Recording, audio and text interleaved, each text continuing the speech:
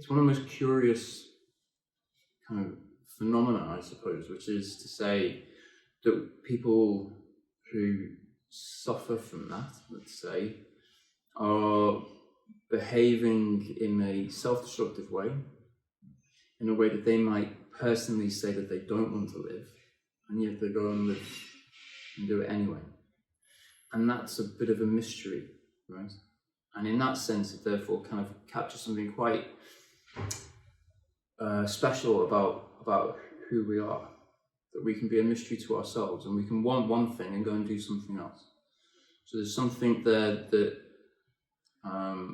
just, for me, begs a question.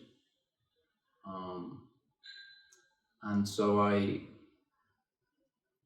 drawn to that as a mystery, I suppose, and then also to really try and help people come to understand themselves and live better lives. So mainly substance, so alcohol and drug addictions, and then sex and love addictions have been the focus, or the areas that I've focused on most. But to be honest with you, it can manifest in lots of different ways. Something feels good, takes us out of ourselves, provides a distraction from pain and suffering. It can become very compelling. And so the idea of what addiction might be can be applied to lots of different things. The way I look at it is, addiction, the word originally meant enslavement. And that's the kind of idea that I would be thinking about, that I've become enslaved to something outside of myself. Mm-hmm. It has mastery over me. I've given myself over to it. Mm-hmm. And can't stop.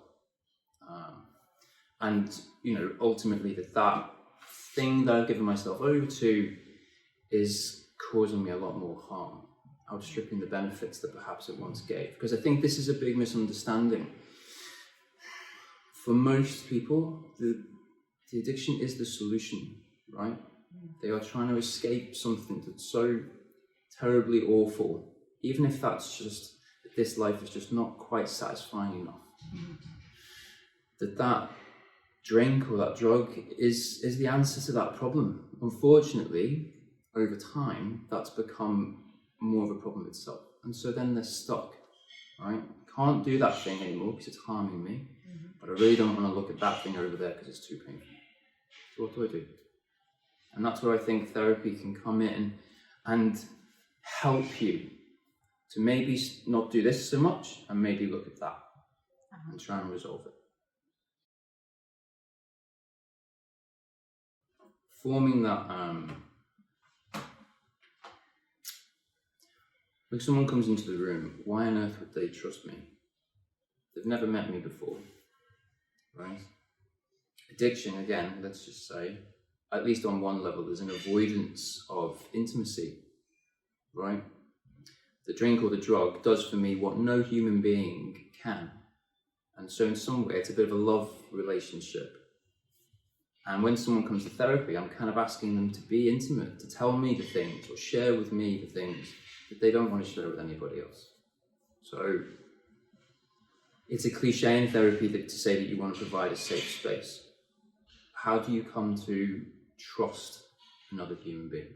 Even though you might desperately feel that you need to get this out, and yet everything in you is also telling you that these people can't be trusted. So how do I give you an environment and a relationship in which you can really share? That's probably the biggest challenge to begin with.